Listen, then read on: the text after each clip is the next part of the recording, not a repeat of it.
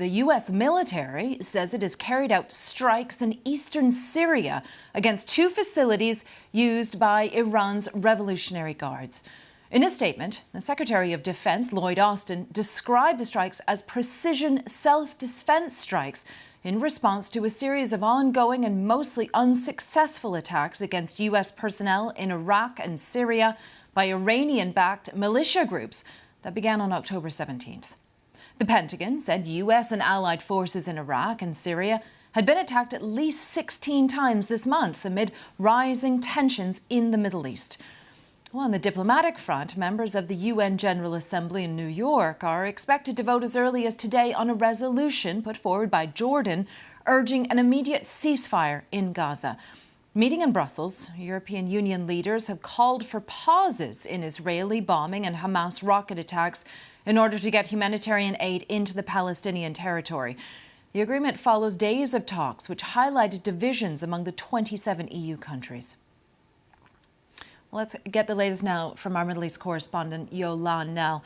Yolande, can we start on the diplomatic front, please? You know, the language here is very delicate, isn't it? Some countries calling for a ceasefire, some calling for pauses in fighting. Can you take us through the nuances here? Sure. So, I mean, a ceasefire would be a full-on cease in hostilities, basically a stop to the fighting, either for a set period of time or indefinitely, of course, is the hope of many of the Arab states who are backing this resolution that's going to be put, we understand, before the UN General Assembly later. Now, resolutions that go before the General Assembly, they're non-binding, but they do have political weight. All 193 members of the UN General Assembly will get to vote. But what we've been hearing from a UN diplomat is that European countries and also the US and Canada will find it difficult to back a resolution if it doesn't specifically condemn Hamas actions back on the 7th of October. Otherwise, the kind of idea of a humanitarian pause, this is something that the US has also talked about. It stops short of a full-on ceasefire, but there's increased backing, including from Israel's allies, for such an idea, because as people see this worsening humanitarian situation in Gaza, the feeling really is that you need to have a pause and safe corridors for aid to get into Gaza so that it can really reach the people who need it.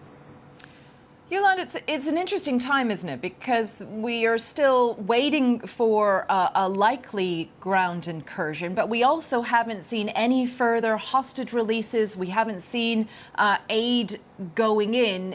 What's the feeling on the ground where you are? Is it almost like a waiting period before the next big thing happens? It is a bit like that, and the Israeli military is very keen to show that it is ready for this ground invasion, but it's continuing to carry out these limited incursions with its ground forces into Gaza. There's been another statement to the effect this morning saying that ground forces went in backed up by air forces so that they could target different Hamas sites, including anti-tank missile launch sites. That, they say, is preparing for the next phase of this offensive. But if you look at the Israeli media, there's a poll in one of the leading newspapers this morning that says that now the numbers of people supporting an imminent ground offensive has fallen just below half. This after, about three-quarters of the population in polls seem to support the idea of a ground invasion not so long ago. And I think one of the real reasons for that is the complications arising from the hostages. And people are very worried about what could become of the hostages. There have been more protests by families of those more than 220 people who are being held inside Gaza in the past day or so. They're getting a lot of sympathy, and they themselves raise concerns about what's happening to their loved ones during this very intense bombardment that we've seen inside the Gaza Strip, after Hamas said that some 50 hostages had been killed in the bombardment. That's not something, of course, that the BBC is able to verify. Yolande, can we just broaden our perspective a little bit? And can you tell us what you're hearing about those U.S. strikes into targets inside Syria? What is the U.S. trying to accomplish there? Well, I mean, on the surface of it, this is quite a long way away from where I am, right over on the east of Syria with the border with Iraq. But, of course, as much as the US says that it has not coordinated this with Israel, it's tried to decouple it from what's happening in Gaza. I mean, that's very much the kind of assumption that the reason there have been this increase that the US talks about in attacks by what it says are Iran-backed militia on its forces around the region, injuring more than 20 US military personnel. It says that the message is clear, that it's meant to be to Iran. There's also been the White House sending a clear message directly in an unusual step to the Iranian supreme leader to stop these kinds of attacks. And we've had the Iranian foreign minister, though, a day ago at the UN talking about how if Israel's offensive in Gaza wasn't stopped, he said that the US would not be spared from the fire. Okay. Yolande, thank you for taking us through that. Yolande now speaking to us from Jerusalem. Well, let's go live now to Behnam Ben Talibou, who's a senior fellow at the Foundation for the Defense of Democracies, where he focuses on Middle East security and political issues. Thank you for joining us. I want to focus again on those strikes that we just discussed with Yolande, those strikes we saw overnight by the United States.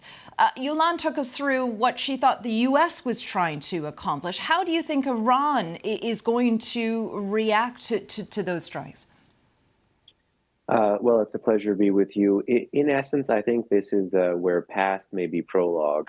We've seen the U.S. strike under Biden actually more times than former President Trump installations related to Iran-backed Shia militias operating in Syria. The question is, those strikes have often been pinprick, so were they enough to deter Iran or deter the militias? The answer seems to be no. So I think we're most likely going to be ready for a rinse and repeat, where Khamenei, Iran's supreme leader, the title meant to be taken rather literally, is still likely to feel empowered, is still likely to see the language, in fact, in the press release following the strikes as a sign that America fears more escalation. And the regime, as you mentioned with the comments of the foreign minister, is dangling the prospects of a widening war and is dangling the prospect of using one of these militias, the Shia militias in Iraq and Syria, to try to bail out and save another, which is Hamas in Gaza. I mean, that's it. The U.S. was trying to depict these as just kind of very specific, targeted strikes on relatively small targets, weren't they? But of course, it is going to play into fears of a wider escalation in the violence. Do you think we're really on the precipice of this? I don't believe yet we're on the precipice of it. Many of the reasons, in fact, why I think the administration framed the language around the strike as it did are philosophical and then domestic political. Philosophical because it's been the modus operandi of the Biden administration to try to push for deconfliction and de-escalation in the region. The problem is when you have an adversary like the Islamic Republic of Iran with a proxy network in many of these battle zones that it calls the axis of resistance, that it's been arming, training, funding, equipping to do the disgusting things and the heinous things that we saw Hamas do on October 7th, these sort of limited pinprick strikes will not be enough to signal resolve and restore deterrence.